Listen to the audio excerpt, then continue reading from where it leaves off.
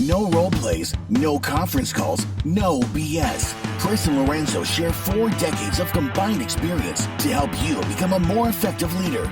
This is Hacking Your Leadership.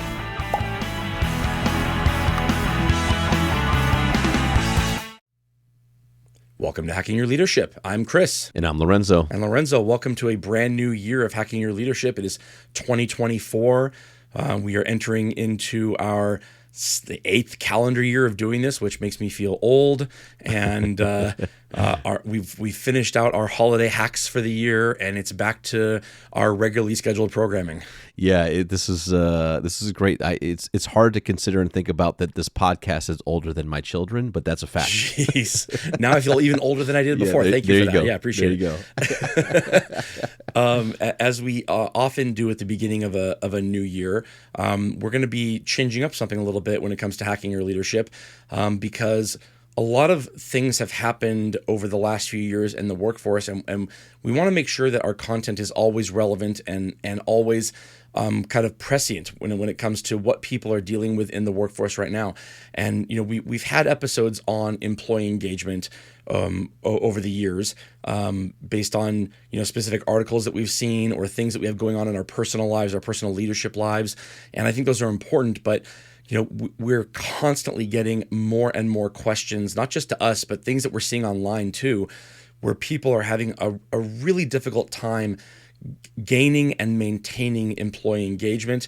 Employees are leaving jobs faster than they ever have before. People are looking for something out of their jobs that they just don't seem to be finding.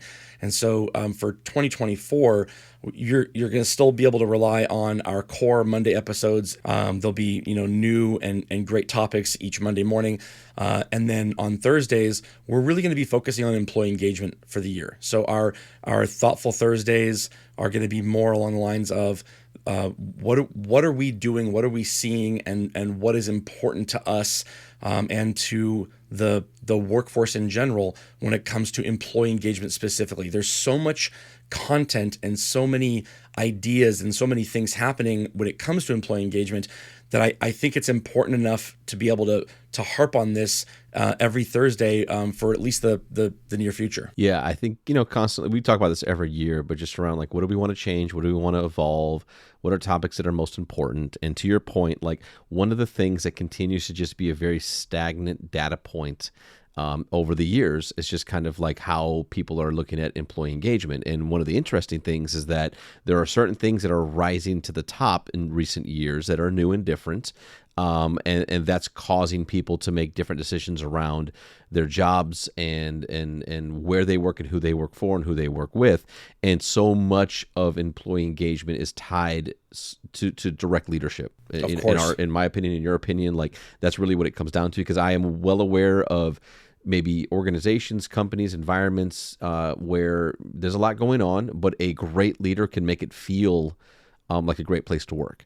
And so I think that it makes a lot of sense for us to really go deep into this topic and give an element of consistency throughout the year for people to know that we're going to talk about employee engagement every single Thursday and over a lot of different topics. I think that's great. And we're going to have a little bit of a different format, which I think will be helpful. We're going to continue to maintain our time because we know that that's really a big part of the show that people appreciate. But I'm looking forward to diving into those topics. Yeah, I agree with you. I think that what has changed a lot over the years is what elements of a job, of a leader, of a work environment, which of those things cause an employee to feel like they are fully engaged and giving their all when they're at work. Those things have changed, and they continue to change, and they will continue to change over time. What doesn't change is that the single biggest determining factor of whether or not an employee stays at a job and does their best work while they're there is whether or not they're engaged. So just because what causes a person to be engaged changes doesn't change the importance of that engagement. And so I think because of that, it's almost cliche to say, well, employee engagement is like the hub of all of this, only because we've heard it so many times. But the fact that we've said it so many times and that doesn't seem to be changing, that is why this is so important, is that it's all about how are you engaging your employees? How are you making them feel like they would not rather be any other place to work?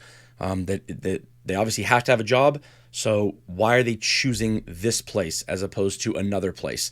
And because cycles of economics change over time, the power switches between the employer and the employee, and it will continue to do that over the years.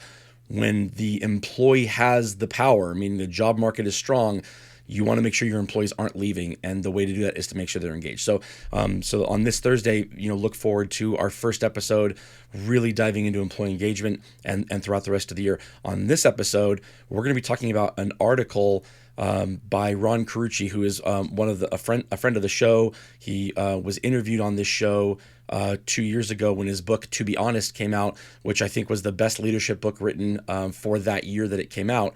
That would have been, I think, 2021 or 2022. He wrote an article that was in Harvard Business Review called How Leaders Fake Psychological Safety. And I really like this article a lot, and I like Ron a lot. And I think this is a great topic to jump off with, because a lot of organizations are focusing on psychological safety. A lot of individual leaders are. And when you try to make something happen inorganically, this is what can happen. And so it's not necessarily faking it from a malicious standpoint, but it absolutely is faking it from a standpoint of, you can look at yourself in the mirror and tell yourself, yes, I have psychological safety, but if these are the ways you're getting it, you don't really necessarily have psychological safety. So I like this article a lot. Yeah, and I think it's a great take on it, because to your point, like, this is not an indictment on leaders who are faking it for nefarious reasons. Sure. This is simply saying, like, look, many leaders, they understand the importance of psychological safety, and they want that to exist with their teams. But if you're doing it inauthentically, if you're trying to fake it, if you're doing things that the team can see right through, and they give some great examples in this article that we'll talk through, that's dangerous, because then you're losing kind of the trust of the team. You're not, like, if they realize that there's kind of like this fakeness to your empathy or to your curiosity of engaging them, then no matter how much you think that you're saying the right words, people are not going to feel psychologically safe. They're not going to take risk. They're not going to open up. They're not going to, share the things that they need to share to create that type of culture and environment. So it's great, because I think, it reminds me a lot of when I ask leaders about, like, well, kind of what's your approach to leadership and what theory you kind of subscribe to in general.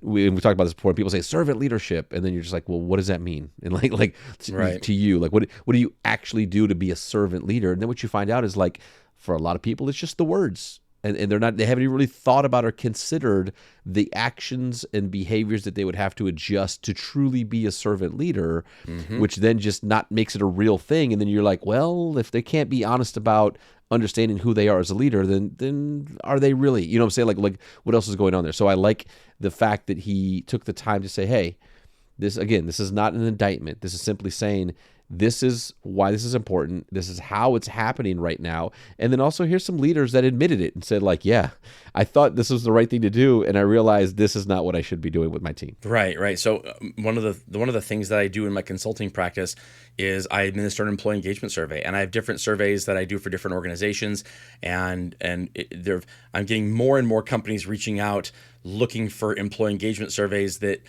are more custom tailored to their organization, because a lot of the big players out there have this kind of like cookie cutter, one size fits all thing, and you end up paying for things you don't need, and you end up getting questions that aren't really tied to your organization.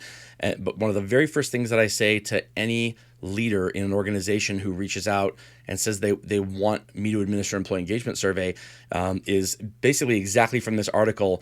I say, don't ask for feedback that you don't really want or that you're not prepared to act on, because not asking it to begin with is better than asking the question and then looking at the answers and going, oh my gosh, we can't do any of this. All these things that the employees are saying that they're looking for that they don't have, we can't do any of this.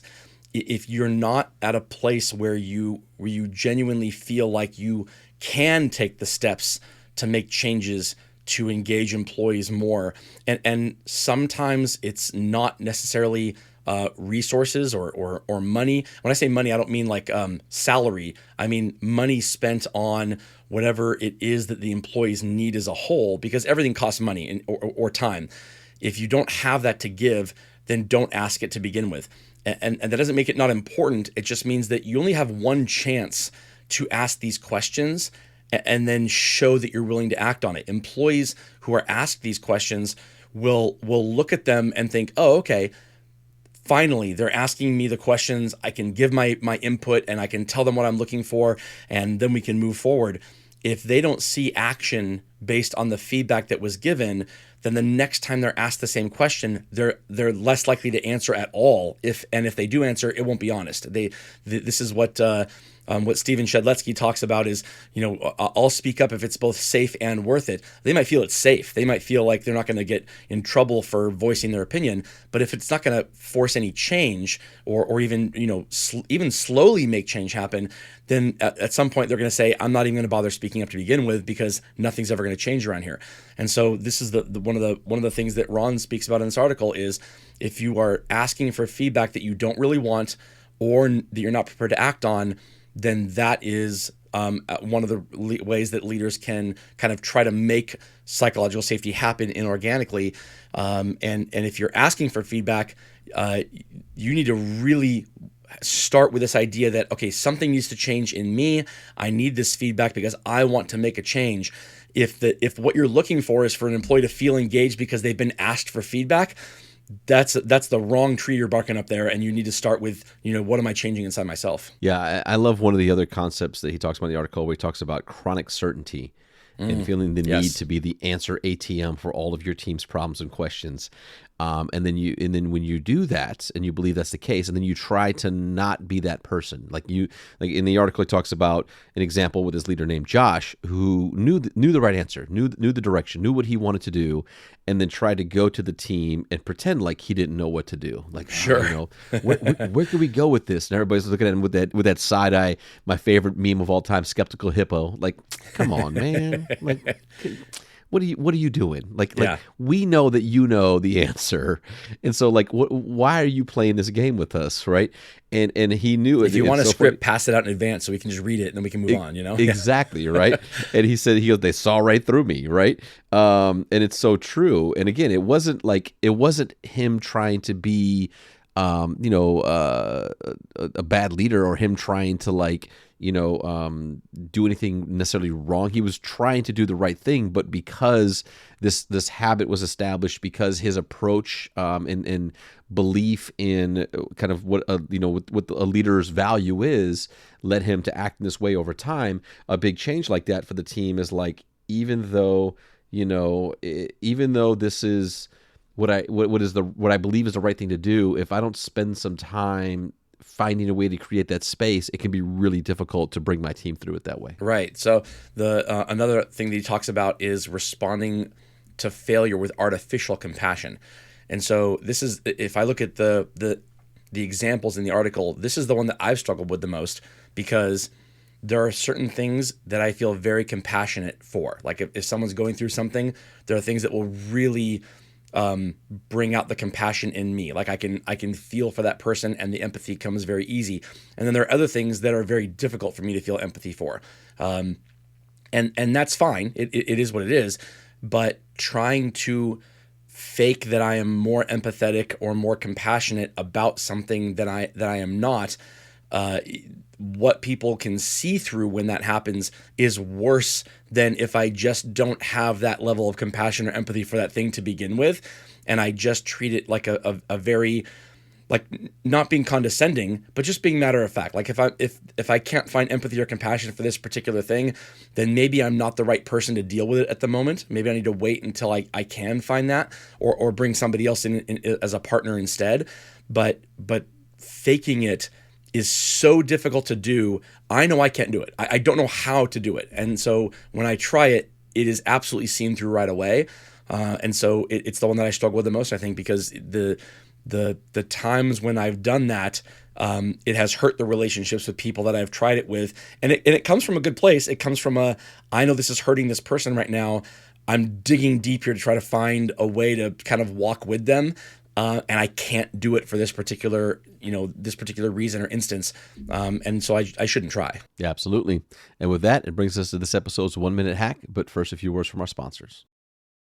All right, for this episode's 1 minute hack, what you need to understand is that to create psychological safety, you have to demonstrate and role model psychological safety. And so when you as a leader are uncertain about something, about a way to move forward, about the specifics of a plan or a strategic initiative, instead of thinking about that over and over in your head and mulling it over and asking questions of individual people to try to figure out the way to move forward, to get insight in order to come to a conclusion on your own, write down the uncertainties that you have and save it for asking the group of your employees as a whole for their help in solving this problem. Because the uncertainty will not be fake. You won't be entering this meeting with your people knowing how you want to move forward or even suspecting how you want to move forward, but instead really showing that, you know what, these are the questions you have about how to make this work that you are uncertain of, and you need to talk to your people about this. They need to know that you're asking them because you genuinely don't know. And then the ideas that surface, some of them are going to be good and some of them are going to be bad, but you won't be faking that you are trying to be open to their ideas. You actually will be open to their ideas because you don't know the answer or the way to move forward. You have to do this over and over and over again before your people will absolutely believe that when you're doing it, it's real. And the only way to do that is to write things down, save them, and bring them to your team. Yeah, I think psychological safety is one of those things where to create it, you kind of have to role model it for your teams, as you were kind of talking through that example of like, you have to be able to show them what it looks like as a leader, show them some elements of your vulnerability, show them that like it's okay to not have all the answers. It's okay to say, hey, this is a place where I'm struggling to get us through here. I have some thoughts and some ideas on this, but it's not nearly where I'd like it to be, and I could use your help. And I'd like for us to kind of talk through this together and figure this out. And I think as a leader, when you do that in a space like this, you're also giving permission to others to do the same thing. Yes. And it becomes very genuine and authentic, and it becomes, reciprocal. And I think that's really the idea of allowing your people to see you in a space where you're a follower as well as a leader. I think those things are really important. For sure. And the last thing I want to say about this too, because this is, I think, where you can start down the right path and then have it go wrong anyway, is while I think the most important thing to do here is to save these questions for when you're in a group setting, because a true test of psychological safety is when you're in a group setting. If you need to do this one-on-one with people, you can, but you can't do both. You can't ask individual people about something you're uncertain of and then also ask the group of those same people the same question. You'll undo the work that you did. So feel free to use this one-on-one with people if you want to, but once you've done this one-on-one with people, you don't get to use it in the group setting. It's one or the other, because otherwise it looks like it will come off as faking it, because people will hear the same question over and over again, and it almost comes off like you're regurgitating the same scenario over and over again because you're trying to fake the uncertainty to appear open to ideas. And so yeah, avoid that at all costs. Either pick the individual or the few people to ask one-on-one, or ask it as a group, but don't do both. Absolutely. And with that, it brings us to the end of this episode. This is Hacking Your Leadership. I'm Lorenzo. And I'm Chris. And we'll talk to you all next time.